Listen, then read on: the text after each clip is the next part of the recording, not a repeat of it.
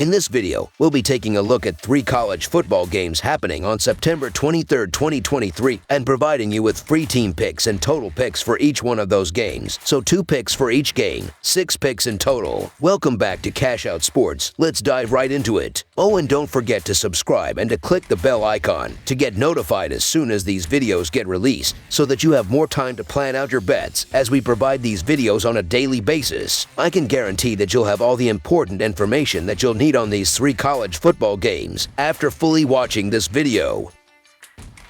One more thing before we start. If you would like to gain access to our best exclusive sports picks to take your journey to the next level, then check out our Patreon in the link down below, where we offer our best single picks, parlay picks, and much more. Now let's get started.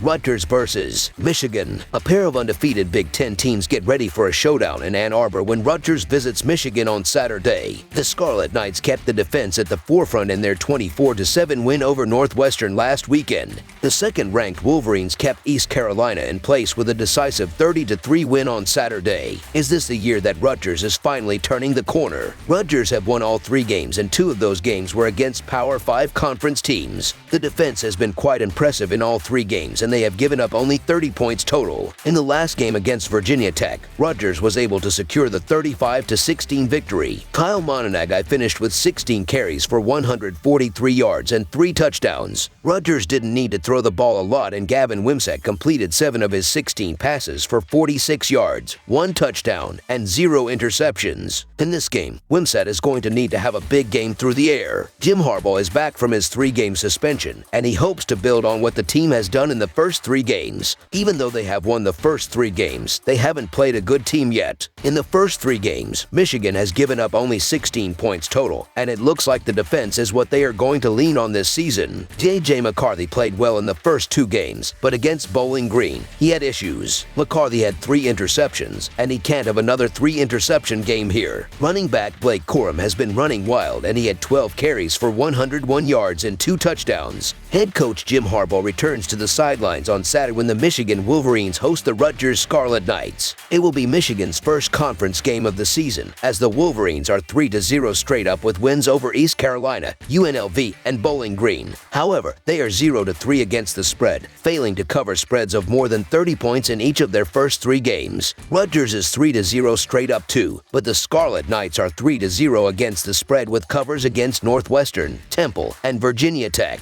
While Rutgers' start to the season is impressive, Michigan presents a different challenge for the Knights that their 3 previous opponents did not. Michigan is one of the 15 most talented rosters in the country per 247 seconds team talent composite, while Rutgers is outside the top 60 and none of its previous opponents are inside the top 50. Per BCF Toys, which utilizes data from non-garbage time, regulation drives, and Football Bowl Subdivision versus Football Bowl Subdivision games, Michigan is a top 10 team in opponent adjusted offensive and defensive efficiency. Meanwhile, Rutgers, despite its perfect 3-0 record, ranks outside the top 90 in opponent adjusted offensive efficiency and outside the top 35 on the defensive side. The Scarlet Knights lack explosiveness, and per PFF, their offensive line ranks 64th in both pass block grade and run block grade, which does not bode well for quarterback Gavin Wimsatt. To make matters worse, Wimsatt has not been good under pressure and has the 3rd lowest completion percentage among Power 5 quarterbacks, with at least 10 dropbacks against pressure this season. A relatively young rivalry, Rutgers took the very first meeting back in 2014, but it has been all Michigan since, winners of 8 straight in the series. 5 of those wins have come by at least 33 points, and on 7 occasions the Wolverines held the Scarlet Knights to 17 points or less. They have dominated this series, and as the 2nd-ranked team in the country, they are poised to dominate Rutgers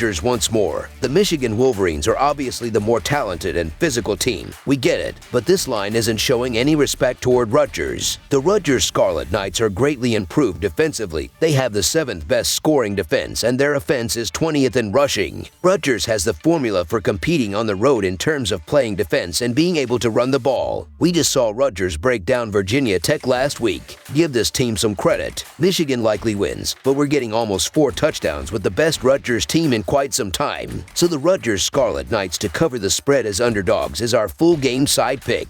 The Wolverines have a stifling defense that will thrive against the run-heavy Scarlet Knights. In order to beat the Wolverines, a team has to have the ability to be effective both through the air and on the ground. Rutgers' passing attack is amongst the worst in the country. Michigan will stack the box on Saturday and force Rutgers to try and attack them through the air. Rutgers has looked good this season, but I still don't trust their offense much, especially going against a good defense like Michigan. McCarthy also showed some issues in his last game, and he's going to really struggle again here. Look for McCarthy to throw an interception or two. Michigan's defense has been elite, and it's going to lock down again in this game. Don't be surprised to see yet another single-digit score from a Michigan appointment on Saturday. The Wolverines' offense will do much of the damage on Saturday, but not enough to get this game score past the total. Under the projected total is our full game total pick. Auburn versus Texas Agricultural and Mechanical. Two members of the Southeastern Conference open up conference play early on Saturday when the Auburn Tigers travel to take on the Texas Aggies. Auburn swept their non-conference schedule, with their toughest test coming in a game at California that the Aggies won 14-10 as 5-point favorites. The Texas Aggies won 2 games easily, but lost 48-33 when they visited the Miami Hurricanes as 3-point road favorites. The Auburn Tigers look for their second road win to remain undefeated on the season. Auburn looks for its first 4-0 start since 2019. Peyton Thorne is completing 68.3% of his passes for 517 yards, 4 touchdowns, and 3 interceptions. Jay Fair and Rivaldo Fairweather have combined for 270 receiving yards and 3 touchdowns, while Shane Hooks has 5 receptions. The Auburn Tigers' ground game is averaging 217 yards per contest, and Thorne leads the way with 140 yards and 2 touchdowns. Defensively, Auburn is allowing 12 points and 264 yards per game. Eugene Asant leads the Auburn Tigers with 19 tackles. Marcus Harris has 2 sacks and Jalen Simpson has 3 interceptions. The Texas Aggies look to remain undefeated at home while improving to 3-1 overall. The Texas Aggies has won 4 straight home games. Connor Weigman is completing 70.5% of his passes for 909 yards, 8 touchdowns, and 2 interceptions. Evan Stewart and Aeneas Smith have combined for 451 receiving yards and 2 touchdowns, while Jody Walker has 8 receptions. The Texas Aggies' ground game is averaging 129.7 yards per contest, and Amory Daniels leads the way with 149 yards and 2 touchdowns. Defensively, the Texas Aggies is allowing 20 points and 298.3 yards per game. Adrian Cooper leads the Texas Aggies with 16 tackles. Shimmer Turner has 3 sacks, and Josh DeBerry has 1 interception. This will be the first real test for Auburn, as so far they've faced UMass, California, and Samford, barely escaping with a win versus the Bears. College Station isn't an easy place to walk into and leave with a win, especially as 8-point underdogs. I love the situational factor in this matchup. Auburn has a look-ahead game next week hosting number 1 Georgia, while Texas Aggies will be out for blood after the Tigers came away with a close 13-10 win the last time these teams met. Not to mention, the Aggies have little to no room for error after a loss to a much improved,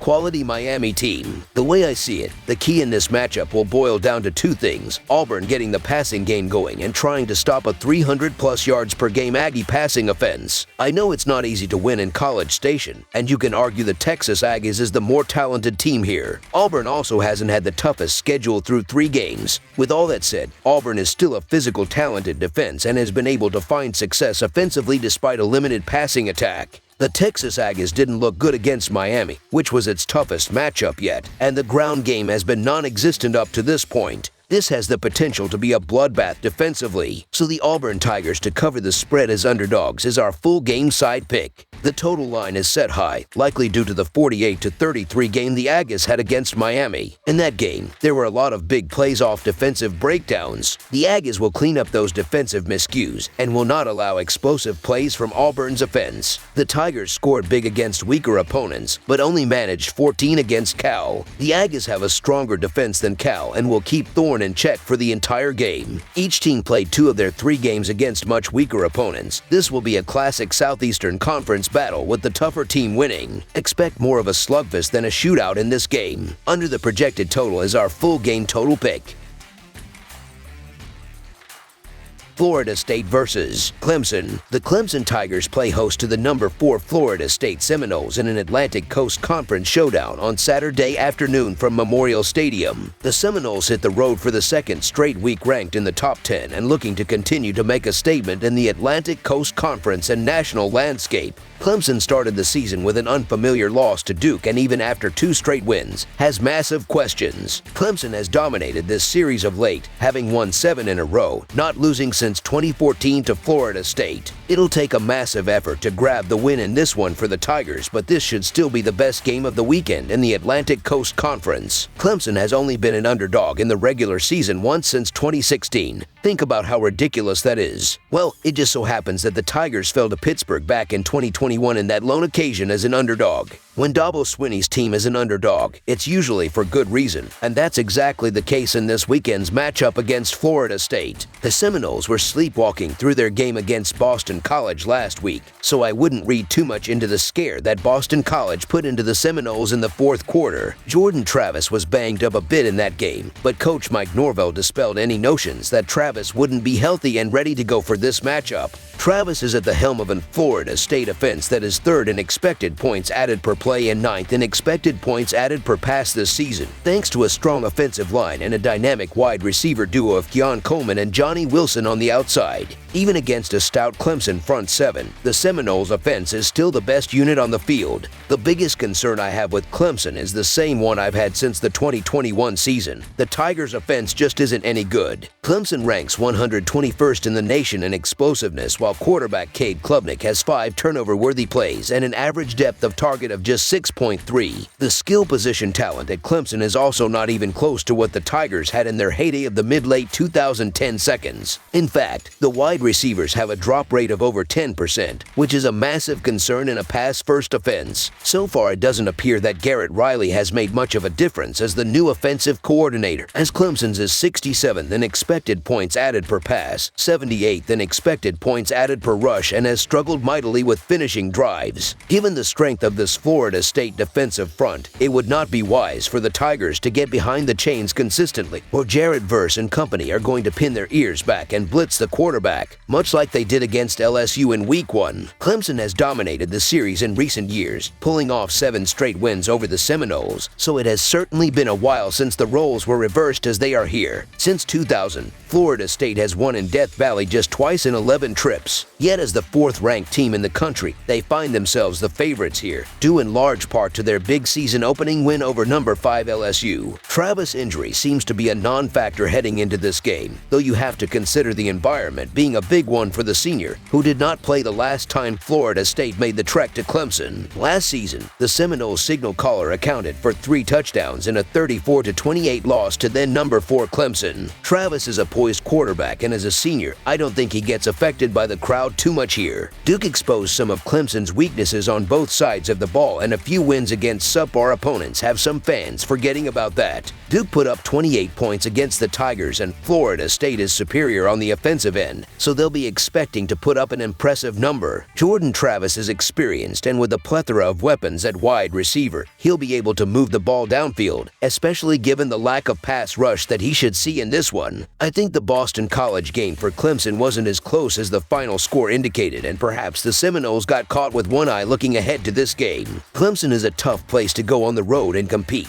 but I still haven't shaken that loss to Duke out of my head, and I am concerned for Clemson here against another stout opponent in Florida State. Clemson's won a few in a row against the Seminoles, but it feels like a spot where the tide turns here. The lack of big playability by Clemson will make it difficult for them to keep pace in this one, and despite their own talented roster, aren't tested enough to keep up with the Seminoles on Saturday. I expect the Seminoles to hold their own in the trenches on both sides. I like for the Seminoles to look to make a statement after last week's near debacle. They are also probably a bit sick of losing to Dabo and company. This will be one of the best matchups in the Atlantic Coast Conference on the weekend, and Florida State's depth will get them the victory. So the Florida State Seminoles to win and cover the spread as favorites is our full game side pick. Clemson was quiet in the opener, but between being at home and having a bit more experience, especially at quarterback, they'll be able to move the ball. Boston College exploited some weakness for Florida State, and until the Seminoles get the pass defense shored up, Clemson will find a way to move the ball. Florida State might have the two best wide receivers in the Atlantic Coast Conference, along with the best quarterback, while their ability to move the ball is already proven from the season opener. Clemson struggles defensively against the other dual-threat quarterback with experience on their schedule, which gives the idea that the same struggles will bleed into this one. The head-to-head has seen the over go 6 to 3 to 1 over the last 10 meetings and 4 to 1 to 1 in the last 6. Last season, these two combined to score 62 points against a 51-point total. Both sides have also learned on the over this season, with the Seminoles seeing all three of their games tipping over the total and Clemson's last two. The Seminoles offense put up 45 against number 5 LSU in Week 1 and are averaging 47 points per game, 7th in the nation. They should challenge an uncharacteristically bad Tigers defense. Travis, being a senior, provides tons of confidence in that factor. Expect things to stay status quo in this matchup. This has historically been a higher scoring series, and this one won't be any different in this historic series between the two teams. There's too much talent on both sides for this not to be a high-scoring game. Over the projected total is our full game total pick. That's all for now, so if you have any other games you would like reviewed, then leave a comment down below with the game you would like analyzed. Subscribe to our channel, leave a like on this video, and we'll get to it as soon as we possibly can. We would also love to hear your opinion on the picks presented to you in this video, whether you agree or disagree with them, so leave a comment down below and do let us know.